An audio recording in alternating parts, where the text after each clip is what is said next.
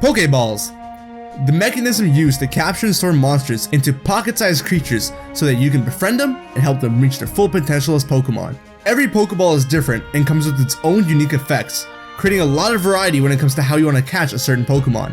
However, like they do with everything else in the series, Ash and all of his anime friends have a bit more to choose from than we do, as there are some Pokeballs that are exclusive only to the anime.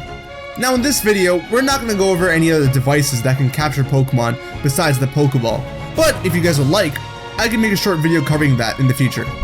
And when I say exclusive to the anime, I mean they're obtainable in the anime and not the games, so we're only going to be comparing the game here. There are also going to be 2 Pokeballs on this list that aren't entirely exclusive to the anime. However, I still felt as if they should be on this list, but we'll talk about those when we get there. Besides that, every Pokeball you see on this list cannot be obtained in the Pokemon games, and they're being hoarded by these guys. So, let's take a look at all the anime exclusive Pokeballs.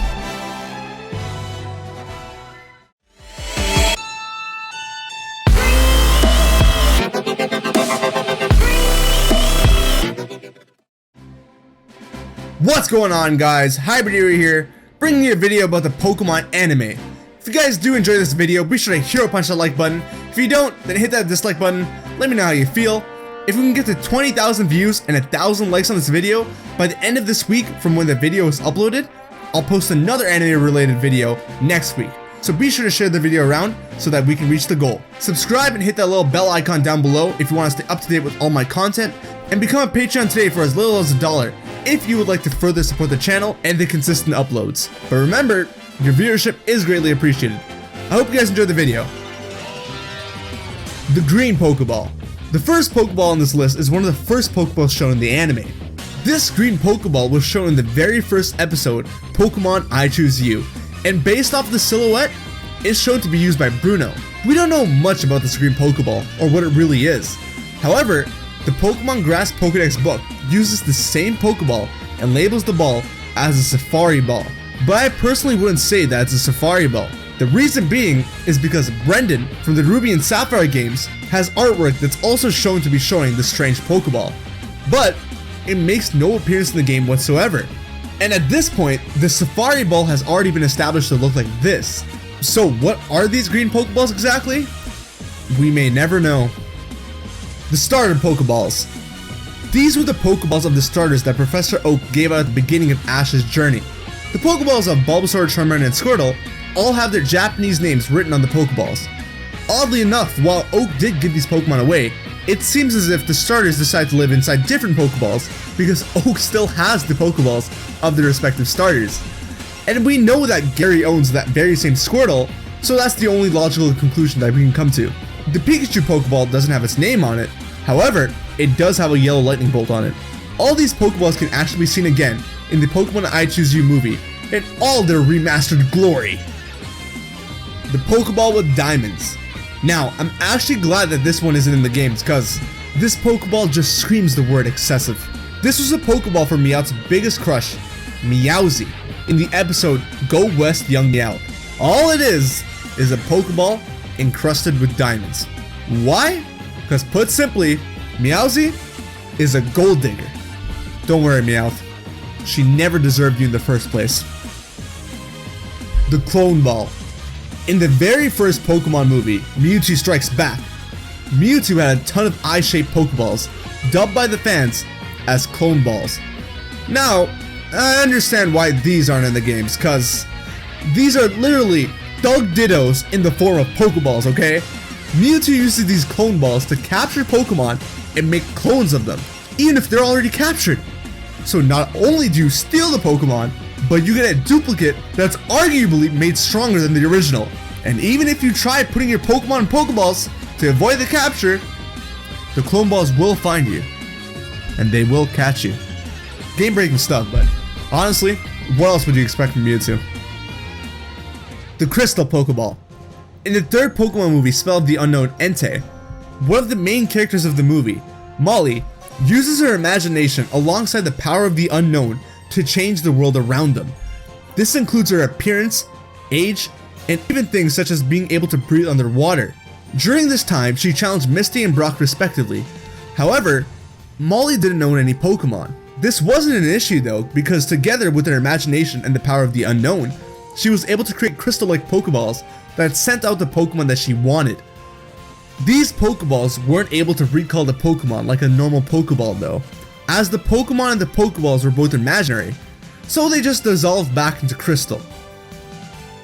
The Lake Ball. Get this. In Hook, Line, and Stinker, the Lake Ball is a Pokeball that's, it's primarily blue and white, has a fish pattern along the edge, as well as a few yellow arrows at the top and the bottom of the ball. Nothing too crazy here, just another recolored Pokeball, right? Nope. This Pokeball doesn't shake after you capture a Pokemon, meaning that it's an automatic capture, just like the Master Ball. Heck, even the Master Ball shakes. This just closes, it's done after you throw it. And now you may be thinking to yourself, where do the anime characters get the Lake Ball from? And why aren't they using it more often? The Lake Ball seems to be a counterpart to the Park Ball, as it's only used in a certain competition. The Sea King catching competition. Yeah, you heard me right. There's a place that has essentially what is a horde of Master Balls stored for the sole purpose of catching Sea King. Sea King! Sea King of all Pokemon! Why? The Dark Ball. Here's a real popular and busted one. The Dark Ball was a Pokeball used by the Iron Mask Marauder in the movie Pokemon Forever. The Dark Ball corrupts any Pokemon that catches it by making the Pokemon a mindless servant of the trainer. It also gives the Pokemon a slight power boost as well. If this Pokeball was in the game, all the villainous leaders will have no trouble catching the legendary Pokemon, because this ball also seems to be able to catch Pokemon without fail. Why don't they use the Dark Ball more often? Pokemon logic. Annie and Oakley's Pokeballs. In the movie Pokemon Heroes, the villains Annie and Oakley had rather strange looking Pokeballs. One was orange and had a purple symbol on it, and the other was black with a red symbol on it. The symbols on Annie and Oakley's calling card are the same symbols on their Pokeballs. I think this symbol looks like a heart with a hole, or maybe puckered lips, or maybe an odd-shaped flower. I'm not sure, but let me know what you think the symbol looks like. But besides looking different, they don't seem to be much different from a regular Pokeball. Purely aesthetics. The Fishing Pokeball. In the episode A Fishing Connoisseur, Team Rocket set up a fake fishing concert that used the Fishing Pokeball. A Pokeball that seems to be yet another ordinary Pokeball, but with a dark fish on it for aesthetics. Definitely glad that this one isn't in the game. The GS Ball. Now, the GS Ball appeared in Pokemon Crystal version, as well as the anime, but you likely never encountered the GS Ball in the games, as you needed a Japanese version of Pokemon Crystal and the Pokemon Mobile System GB to get it. It's some ancient technology, don't worry about it. Just know that 99.9% of you were unable to get the GS Ball, as this was the only time in the games where you could get it, making it semi-anime exclusive. In the anime, Professor Ivy gave it to Ash so that he could deliver it to Professor Oak, because Professor Ivy couldn't open the ball and figure out what was in it. Once Ash gave it to Oak, he couldn't do anything either. So Oak said, hey, give it to Kurt. And when Ash gave it to Kurt, Kurt basically said, okay, thanks. And everyone just left it at that. Now, if you don't already know, the GS Ball is a ball meant for Celebi. Celebi was actually going to be a big part of the anime, but the anime team decided to scrap the idea and save it for the movie, leading them to scrap the Celebi arc along with the GS Ball entirely. Now, even though you can't catch a Pokemon with the GS Ball, I feel like if I didn't add the GS Ball into this list, I would have got a ton of comments about it. I'd like to see the GS Ball make a return in the games though. It's the least that the Pokemon Company can do for teasing it so hard in the anime, and then dropping it out of nowhere. The Team Rocket Pokeball. This Pokeball is in the trading card game as well, which is why I was hesitant to put it on the list. But again, we're only comparing it to the main series games here. The Team Rocket Ball appeared in the special Mewtwo Returns.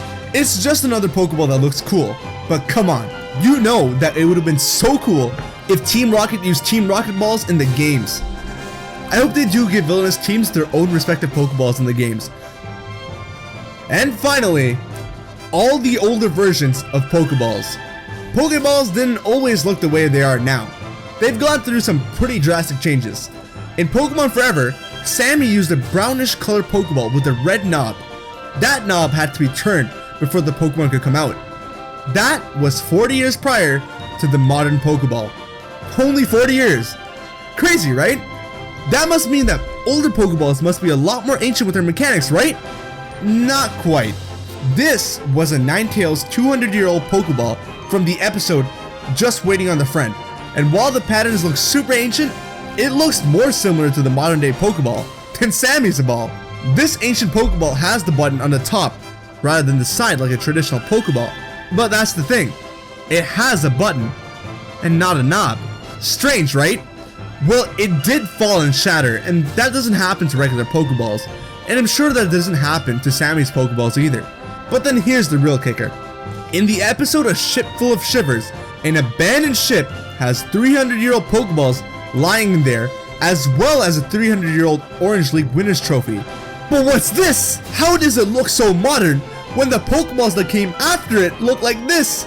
Or better yet, how does the giant stone Pokeball, a Pokeball that's the size of a 2-story house that was made to catch a giant Claydol that was made around 20,000 years ago, look this similar to a modern day Pokeball? At least the ancient Pokeball relic from the king of Pokeantlus doesn't have any buttons. You know, over my 19 years of nerdom, I think I learned one valuable lesson.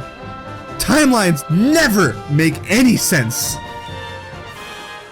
Well guys, there you have it. Those are all the anime exclusive Pokeballs, but maybe I missed one. Let me know if I did, and share with me your thoughts and opinions. Thank you for watching, and thanks for the support. Share the video around so that we can reach the like and view goal. If you want another anime related video next week, subscribe and hit the bell icon down below if you want to stay up to date with the channel. I hope you enjoyed. Take care of yourselves and have a great day. Later guys.